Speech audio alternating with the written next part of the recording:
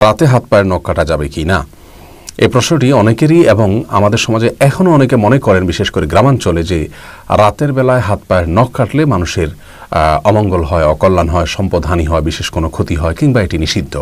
মূলত কোরআন হাদিসের কোথাও রাতের বেলায় হাত পায়ের নখ কাটা কিংবা গোপ ছোট করা কিংবা চুল কাটা কিংবা ঘর ঝাড়ু দেওয়া কিংবা খাবার শেষে প্লেট ধুয়ে সে পানি বাহিরে ফেলা ইত্যাদি, অথবা কোনো গাছের পাতা ইত্যাদি ছেঁড়া, ফসল ইত্যাদি ছেঁড়া রাতের বেলায়, এগুলোকে কোরআন হাদিসের কোথাও নিষেধ করা হয়নি। আর কোরআন হাদিসে কোনো কিছুকে নিষিদ্ধ না করা হলে সেটিকে নিষিদ্ধ বা অমঙ্গলের মনে করাটা এটি কুসংস্কার এবং এক ধরনের শিরকি বিশ্বাস, যা থেকে আমাদের বেঁচে থাকতে হবে।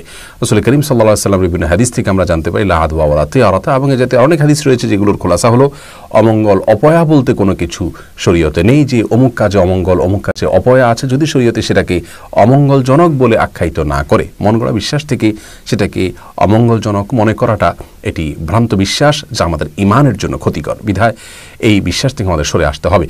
অনেক হিন্দুরা মনে করেন, বিভিন্ন ব্লগে আমি দেখেছি যে তাদের ধারণা মতে লক্ষ্মী সন্ধ্যাবেলায় বাসা বাড়িতে বাড়িতে যান তাদের দেবতা, এবং ওই সময় কেউ হাতের নখ কাটলে বা কোনো কিছু পরিষ্কার করলে, ময়লা ইত্যাদি শরীরে এগুলো পরিচ্ছন্ন করতে গেলে, বিশেষ করে হাত পায়ের নখটক ইত্যাদি কাটতে গেলে তিনি রুষ্ট হয়ে যান এবং তাতে সম্পদের ক্ষতি হয়। এটা হিন্দুদের শিরকপূর্ণ বিশ্বাস, যা একজন মুসলিম কোনো অবস্থাতেই ধারণ বা লালন করতে পারেন না।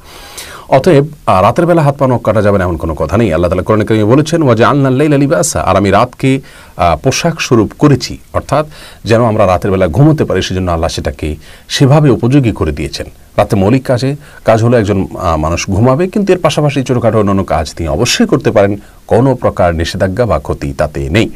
ক্ষতি আছে মনে করলে সেটি তার ইমানের জন্য ক্ষতিকর হবে। বরং একটা সময় আমাদের দেশে বা অনেক এলাকাতে হয়তো ইলেকট্রিসিটি ছিল না, যার কারণে অন্ধকারের মধ্যে চেরাগের নিভু নিভু আলোতে বা আলো আধারিতে কিংবা মোমবাতির আলোতে, স্বল্প আলোতে যদি হাত পায়ের নখ কাটতে যেত, তাহলে সেক্ষেত্রে হয়তো সেটি যথাযথভাবে হতো না বা খুব সুন্দরভাবে হতো না।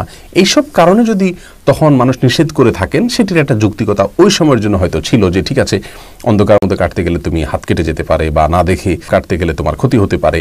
ক্ষতি হতে পারে বলতে কোনো জায়গায় কেটে যেতে পারে বা বাঁকা হতে পারে ইত্যাদি ইত্যাদি। এসব কারণে দিনের আলোতে করা ভালো, এটা সেই দৃষ্টিকোণ থেকে তখন বলে থাকলে ঠিক আছে। এখন যেহেতু সেই সমস্যা নেই, অতএব রাত দিন এখন প্রায় সমান। বিধায় কেউ চাইলে রাতেও কাটতে পারে, কেউ চাইলে দিনেও কাটতে পারে। বাকি রাতে কাটলে ক্ষতি হবে, এই বিশ্বাসটা কোনো সময়ের জন্যই সঠিক নয়, এটি সম্পূর্ণ ভুল ধারণা।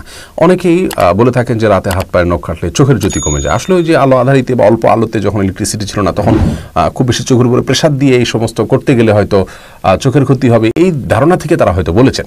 কিন্তু আজকে যেহেতু এটি প্রযোজ্য নয় এবং সঠিক নয়, বিধায় চোখের জ্যোতি কমে যাবে, এটিও ভুল ধারণা হবে। বিধায় রাতে হাত পায়ের নখ কাটাতে কোনো অসুবিধা নেই।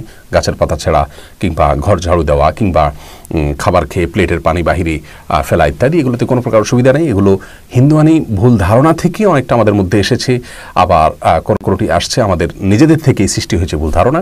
অতএব ভুল ধারণা থেকে আমাদেরকে বেঁচে থাকতে হবে। কেউ চাইলে রাতেও কাটতে পারেন হাত পায়ের নখ, কেউ চাইলে দিনেও কাটতে পারেন।